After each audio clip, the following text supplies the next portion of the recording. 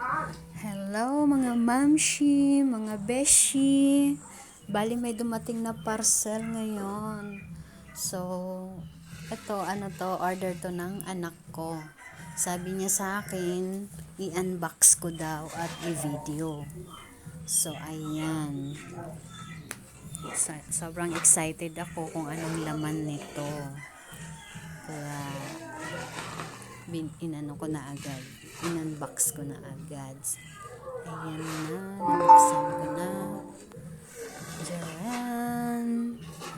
Baby's Essential ang laman. So, ayan. Ang pillows ng baby namin. Yes, meron kaming baby na padating. Dahil, magiging lola na ang inyong beshi.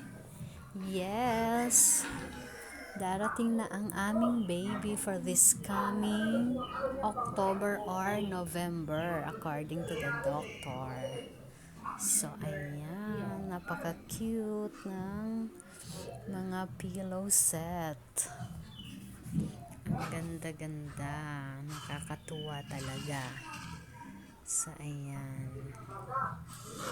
So, dito naman tayo sa mga dresses. Sobrang cute talaga pang mga pamilya. Ayan. Bali, konting ano lang yan. Kasi mabilis naman yan mapaglakihan. Saglit lang naman yan magagamit ang mga baby dresses. So, ayan. Ang baby's cup. Bali, 3 pares lang yan. Para bibili na lang din kung halimbawa kakailanganin kung kukulangin talaga. So, ayan, yung mittens and socks. Bali, 3 pares lang. Dahil sobrang mahal ng mga baby's essential. Tsaka hindi naman masyadong magagamit yan. May bibili naman ng mga mga dresses na siguro 1 month lang yata yan magagamit. So, ayan yung lampin. Ayan. Hindi naman din yan masyadong magagamit kasi uso rin naman ngayon ang mga diapers. Usually diapers na lang naman talaga ang ginagamit sa mga babies. So, ayan na ang mga dresses. Ayan ang mga sando, dress. Kung ano, sobrang init. Pwedeng sando lang ang gamitin. Ang cute niya talaga. Sobrang liit. Ayan.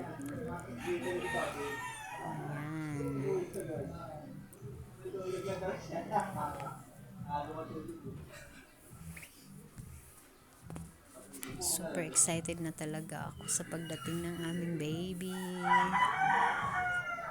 Ako ang mag-aalaga habang ang mommy at daddy niya ay magtratrabaho.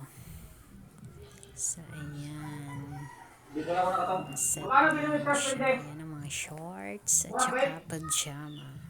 Pero ang pajama parang sobrang liit at saka yung garter niya parang ang liit-liit lang talaga. Baka maging masikip. So, ayan na siya.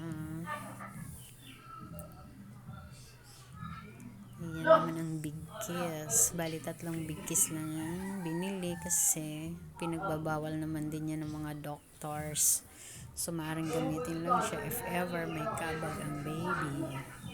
So, ayan ang lampin. Another lampin.